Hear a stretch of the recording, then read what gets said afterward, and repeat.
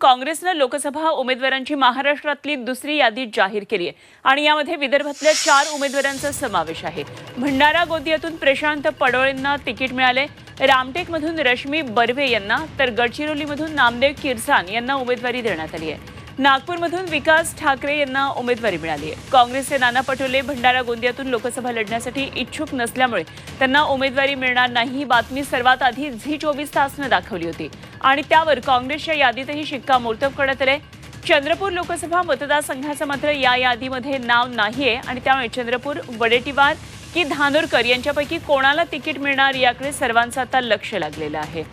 एक नजर टाकूया काँग्रेसने जाहीर केलेल्या उमेदवारांच्या यादीवर।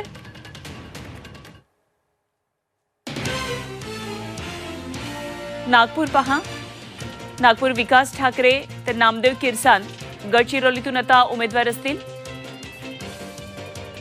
प्रशांत पडोळे भंडारा गोंदिया तर रामटेकमधून रश्मी बर्वे यांना काँग्रेसनं तिकीट दिलंय।